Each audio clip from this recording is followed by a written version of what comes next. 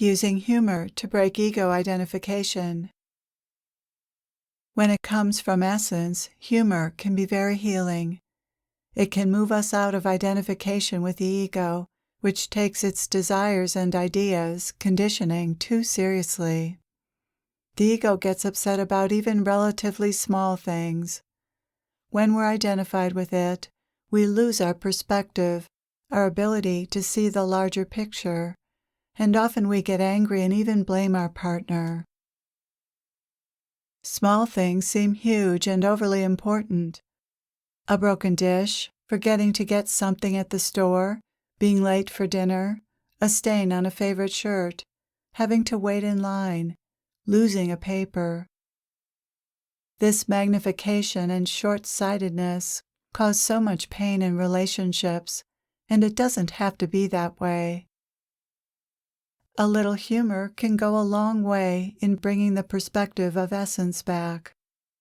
If our partner is identified with the ego, there are ways we can bring humor to the situation without making fun of him or her, of course. Humor can bring people back into the heart. Here are some examples. "You're always getting stains on your shirt." I resemble that remark. "I don't know what to do with you. You're always forgetting or losing something." I don't know what to do with me either. I hate that when you use that expression. It reminds me of my father. Just so it doesn't remind you of your mother. It drives me crazy when you lose your keys. I have that effect on people sometimes. Some of these replies are funny because the responder is agreeing that his or her humanness is a problem. The agreeableness of the response disarms the ego and has a way of winning over the other's heart. And, of course, it helps if you deliver that line with a big smile. In general, agreeing with our partner is a simple way to disarm the ego and bring peace to the situation. Using humor this way can be a little tricky, though. The way you know you've pulled it off is if both you and your partner smile or laugh and the tension lifts. If your humor truly comes from essence, it will bring the other person into essence. If you can't come up with a funny reply, you can try disarming the ego with sweetness. "Stop tracking mud into the house. Only if you promise to let me give you a back rub later." "You're always late." "I missed you every minute." "Why did you forget that?" "I must have lost my head over you." Expressing gratitude. Gratitude is a quality of essence, and when we're feeling it, we're in essence. When we're not feeling it, expressing it anyway can get us to feel it, and expressing gratitude will also help our partner drop into essence. Expressing gratitude is good for you and good for your partner. It's a simple thing you can do that will help you and your partner live more from essence. It's surprising how uplifting gratitude can be, even over little things. I love that you remembered to do that. You're so wonderful at fixing things. I appreciate how sweet you are. Giving and receiving gratitude for something small feels just as good as giving and receiving it for something big. The small things that our partner does for us are so often overlooked and taken for granted, but they are real opportunities to express our gratitude and keep the good feelings going in our relationship. There's always something to be grateful for. Just the fact that you and your partner are together for another day, someday this will no longer be true, that you can function as you do, that you have what you have. The fact that someone is willing to do anything for us is quite a miracle. It's an act of love. These acts of love are natural to essence, but not natural at all to the ego. Every act of giving, without trying to get something in return, comes from essence. Tension in relationships is often caused by not feeling appreciated, and gratitude is the antidote to that. A lack of appreciation for our partner and what he or she does comes from being identified with the ego. When we're identified with the ego, we notice what someone hasn't done for us, and we don't notice what he or she has done for us, so we don't feel appreciation. We take for granted the good qualities and good acts of our partner, and instead focus on what else we want. We demand more without appreciating what we have. We forget what we fell in love with about our partner, and we want more or something different. We forget to express gratitude because we don't feel appreciative. But this lack of appreciation can be turned around by simply expressing gratitude, whether you feel it or not. When you're identified with the ego, your partner is bound to feel unappreciated. And when your partner feels unappreciated, he or she wants to be acknowledged by you. When you do that, his or her ego can relax, because even though the ego doesn't express appreciation, it does expect to receive it.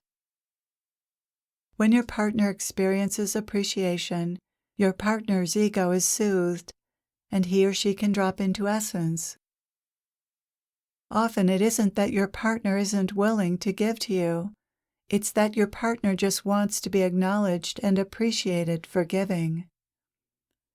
A little appreciation goes a long way in relationships. It results in cooperation, in the willingness to be helpful to each other, while a lack of appreciation results in the withdrawal of love and giving, which can have a negative spiraling effect. To turn this negative spiral around, gratitude, appreciation, praise, and compliments do wonders. Sometimes that's all that's needed for harmony, happiness, and love to flow once again. Always and never are never true. When you hear the words always and never coming out of your mouth or your partner's, you can be sure that the ego is engaged. The ego tells stories, and it loves to tell stories about how the partner always or never does something. Notice how right and self-righteous you feel when you use these words. The ego uses them because doing so lends authority to what it's saying. It uses these words to convince you of its case. However, this strategy generally backfires because the result is usually a fight. These are fighting words. They draw out the other person's ego, which tries to defend its position. It argues, "That isn't true. I don't always do that." The ego is just as likely to add, "Well, you never." These fights can't be won by anyone, because both positions are false. No one always or never does the kinds of things he or she is being accused of. And yet such dialogues are seriously engaged in by egos. Always and never are two words to watch out for and eliminate from your vocabulary in describing someone else's behavior. It's very offensive to hear from your partner that you always or never do something, when you undoubtedly can come up with many examples to the contrary.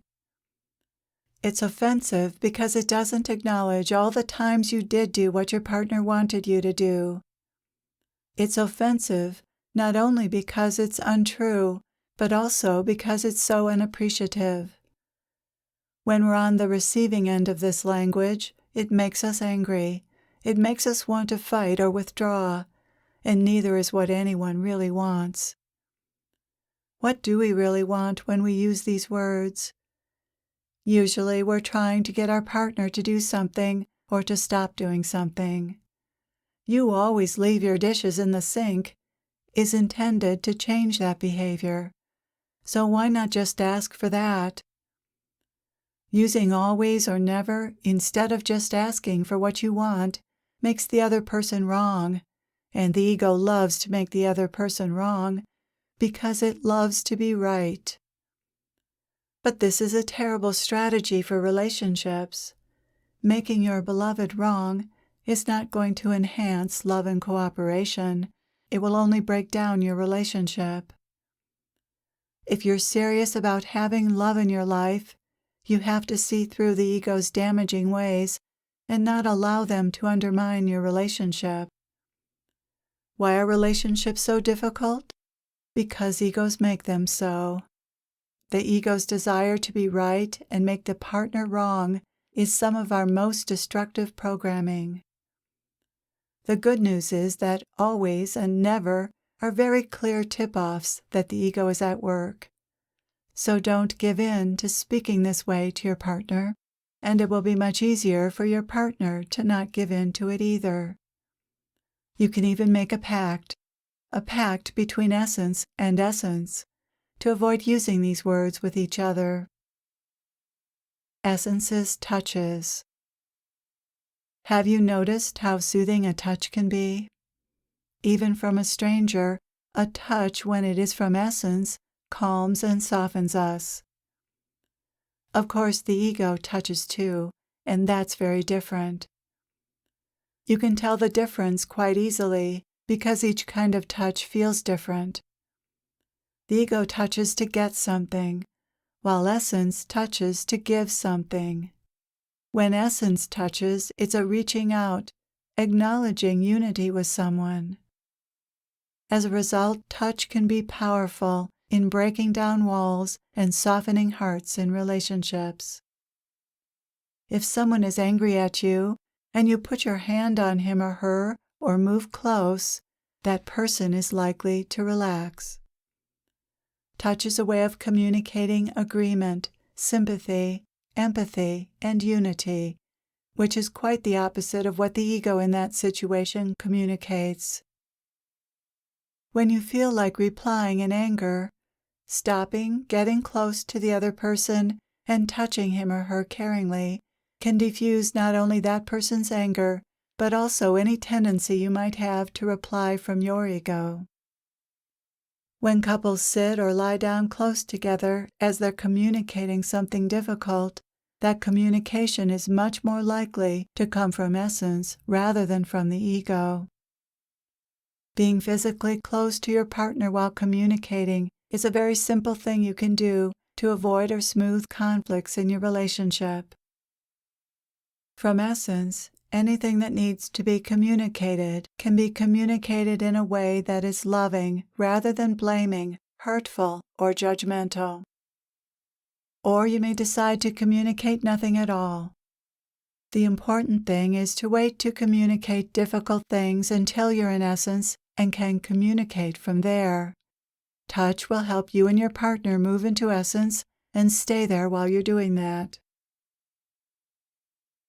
Not talking or thinking about others. If you look closely, you'll see how thinking and talking about others is usually only in service to the ego and its need to be superior and right.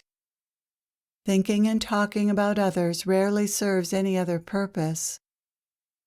Sometimes we do need to talk about others to convey information, but too often our thoughts and speech turn into a position, an opinion, a judgment, or a story about them. The ego is always taking a position, that's its job, to form an opinion and take a stance on everything, and both are part of its strategy to make itself superior. From there, the ego builds a story. For example, she does that just to make me mad, and this story becomes the lens through which we see the other person. The ego takes a stance, for example, I'm smarter than he is, often by first forming a judgment. For example, he's not very bright when it comes to finances, and it assumes that its stance is the correct one. This is the way the ego gets to feel superior. Thoughts like these are an attempt to manage our self-image. Often others don't even know this is going on, but these opinions, positions, conclusions, and judgments interfere with relating to others purely, simply, and spontaneously in the moment.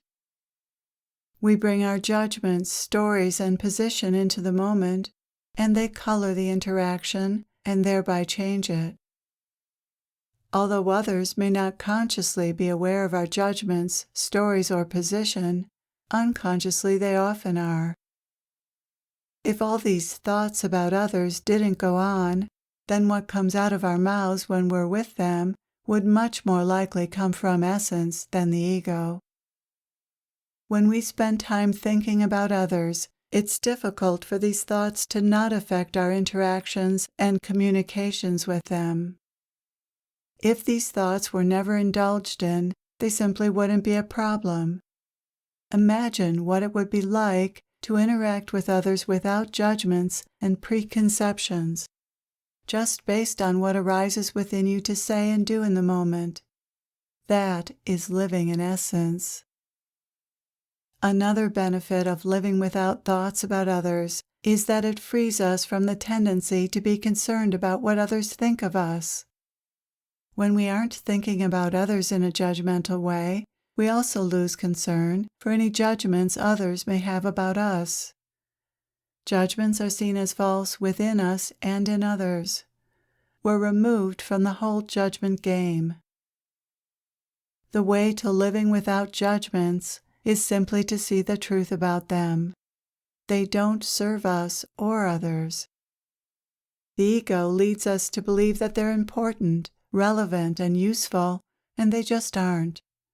Once we see this, we're free to not indulge in them. They may arise in the mind out of habit, but eventually, if we don't give them our attention, this habit of thinking and talking about others will subside. This is an important spiritual practice. We all know that gossip isn't a good thing, but the ego loves to gossip and finds excuses and rationalizations for doing it anyway. This egoic pleasure isn't worth the destructiveness it causes to relationships and to our own sense of self. The truth is that it doesn't feel good to be involved in the ego's agenda. We don't feel good about ourselves when we do this. When the full ramifications of thinking and speaking about others are taken into account, it just isn't worth it. The more clearly these ramifications are seen, the more easily the habit of thinking and talking about others can be broken. What you discover once you give up thinking and talking about others is that it's such a relief to not take a position or tell a story. Once you realize how much energy the ego expends on useless thinking and talking about others, and how that activity puts you in a place of contraction that just doesn't feel good, you'll choose not to do it.